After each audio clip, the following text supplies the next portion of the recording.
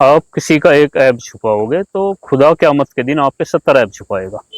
ये हदीस बताई जाती है आप सल्लल्लाहु अलैहि वसल्लम की। मैं भी मानता हूँ किसी का ऐब छुपाना अच्छी बात है, उसको जलील नहीं करना चाहिए, लेकिन कौन सा ऐब?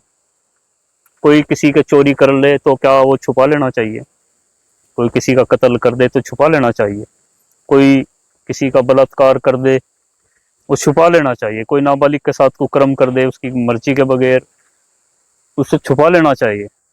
कोई किसी संस्था का मालिक जो लोगों से चंदा फितरा ले करके मदरसे के नाम पर और फिर किसी होटल में जा करके गुलछर्रे उड़ाए किसी लड़की के साथ, दारू पिए, वो मदरसे से जुड़ा हुआ है, क्या उसका ऐब छुपा लेना चाहिए? बताइएगा आप। क्या हदीस वो इसलिए है? क्या आप सल्लल्लाहु अलैहि वसल्लम ये सोच रखते थे? हरगिज नहीं। उन पर लांछन लगाना बंद करें,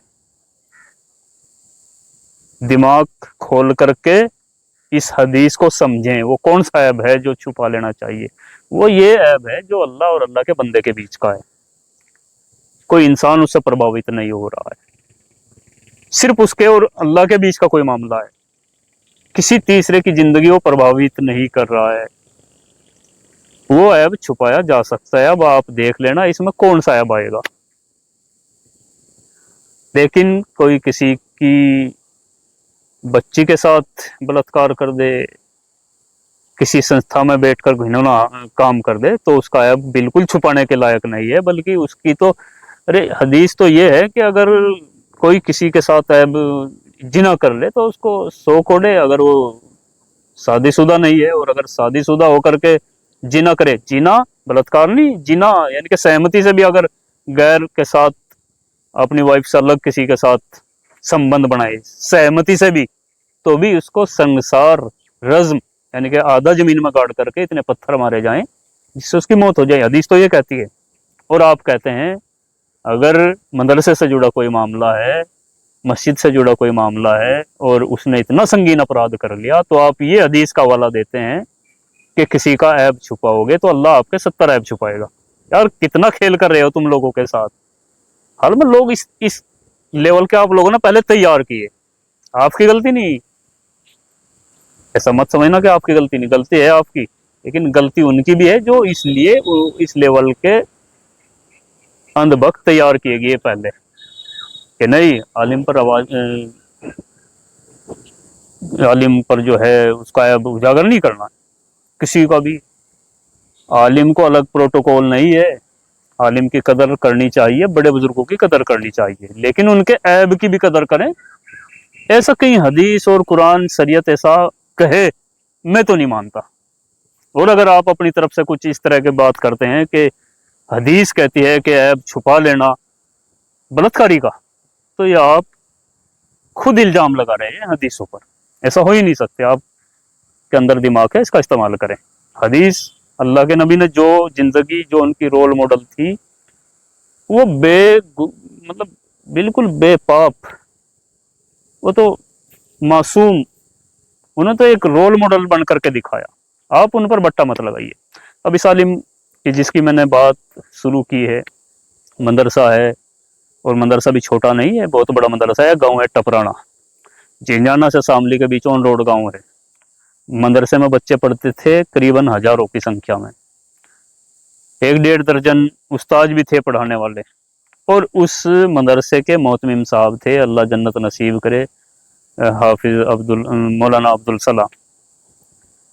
उनकी मौत के बाद जब वो अल्लाह को प्यारे हो गए, तो जैसा कि एक रिवाज बना लिया है जो कि ये इनकी निजी विरासत है, उसका बेटा को ही विरासत सौंपी जाएंगी। क्यों भाई?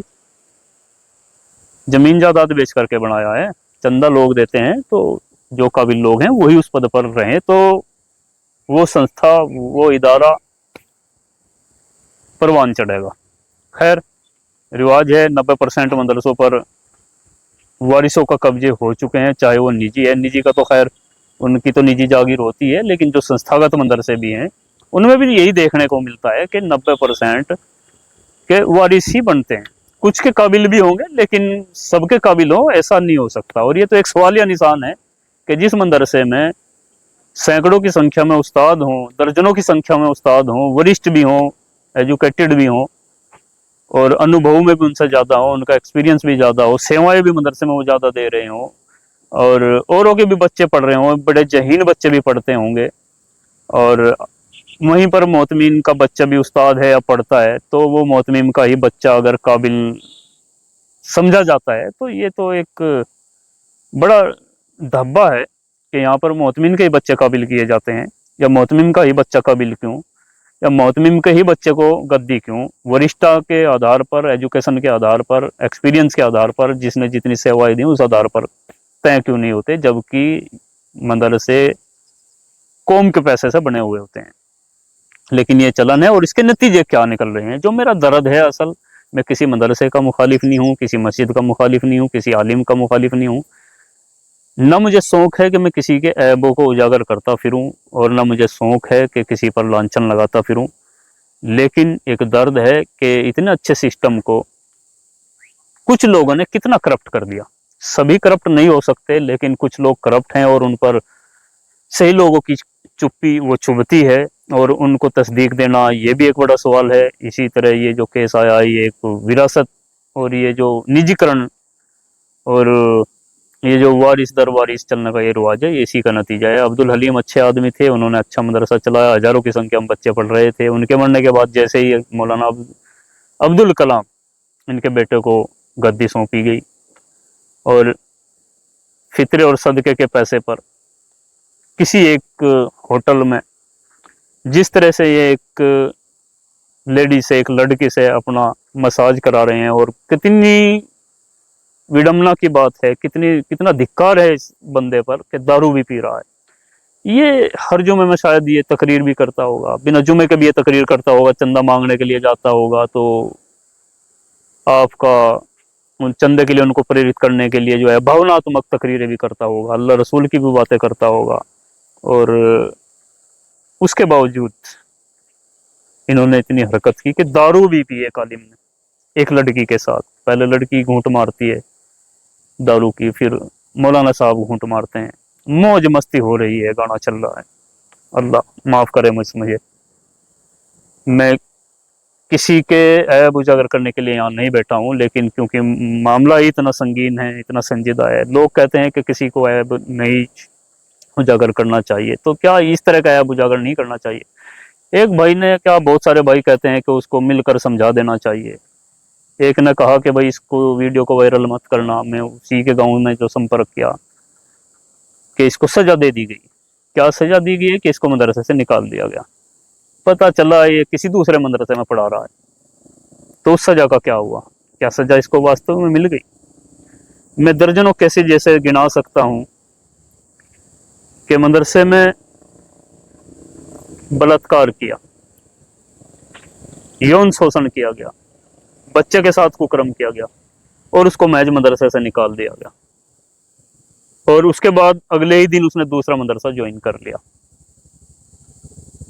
ये मैं झूठी बात नहीं कर रहा हूं, मैं सबूत के साथ मैं आपसे, अगर कोई जानना चाहे, मैं बता सकता हूं।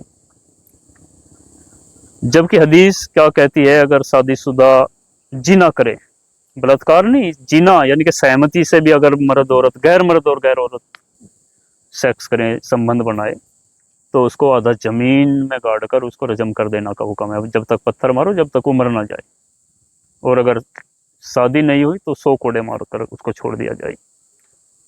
इस हदीस का जिक्र नहीं करेंगे, उस हदीस का जिक्र करेंगे जो यहाँ के लिए है ही नहीं कि ऐब छुपाओ और 70 ऐब अल्लाह आपको छिपाएगा। उसे कत्ल कर दिया हो, मर्डर कर दिया हो, चोरी कर दिया हो, उसका ऐब छुपा लेना चाहिए। क्या ऐसी हदीस हो सकती है?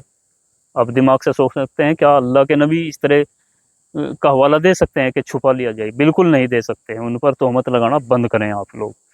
और कुछ लोग बोलते हैं कि नहीं, बैठकर समझा देना चाहिए, तो बैठकर तो समझाया होगा ना ये किसी ने, क्या नतीजा निकला? और आप अपने तरीके से समझाओ ना। मैंने तो बहुत सारे मदरसे दिखाए कि भाई यहाँ पर ये बिक गया, ये मार्केट बन गई, ये इसने घेर बना लिया, इसने घर बना लिया।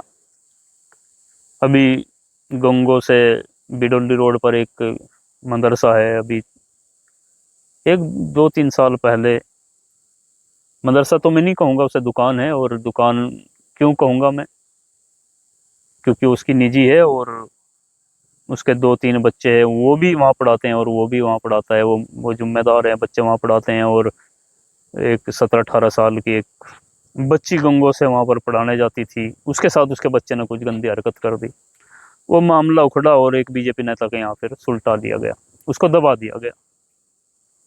उसके बाद भी इतनी हरकत सामने के आने के बाद भी उसका बच्चा आज भी, उसके सभी बच्चे या वो वाला बच्चा वहाँ पर पढ़ाता है और ये खुलेआम चंदा मांगता है और अल्लाह अल्लाह के रसूल की बातें करता नहीं थकता। तो इन्होंने एक तरह से दीन का मजाक बनाया कुछ लोगों ने, और अफसोस की बात है जो हमारे अच्छे उलेमा काबिर हैं वो इन पर ध्यान नहीं दे रहे कि भाई इनको तस्दीक देनी है कि नहीं देनी है। कोई भी आएगा मदरसा खोल देगा। अब देख लीजिए हज़ारों की संख्या में जहाँ बच्चे पढ़ते हों उसका जिम्मेदार इस तरह की हरकतें कर सकते हैं। ये निजीकरण का और जो वंशवाद चला हुआ है, जो विरासत सौंपी जाती है, उसका ये नतीजा है। काबिल पदों पर काबिल लोग बैठे तो ही बेहतर है, वरना पूरे सिस्टम को पलीता लगते देर नहीं लगती। ये मैंने अपना सिर्फ दर्द आपके लिए सामने जाहिर किया है। मेरा कोई मकसद नहीं था कि मैं किसी को जलील करूं, मुझे कोई शौक नहीं है किसी को जलील करने का, किसी के ऐब को उजागर करने का।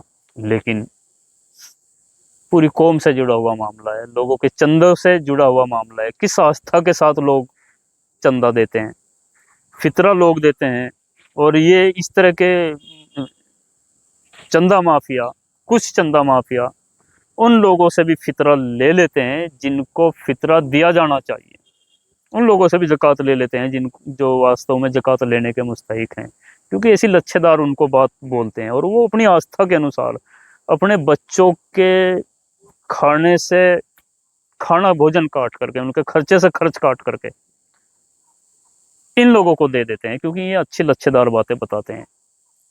और उसके बाद भी इस तरह के केसेज आना, ये एक सिंगल केस नहीं है, अलग अलग तरह के बहुत सारे केसेज मैंने आपको दिखाए और बहुत सारे सामने भी है। अब सबको मैं दिखाऊं ये भी संभव नहीं है, और मैं खामोश बैठ जाऊं ये भी मेरा जमीर गवारा नहीं करता। मैं बिल्कुल ईमानदारी से कहूँगा, मुझे इससे कोई आर्थिक लाभ या सामाजिक लाभ,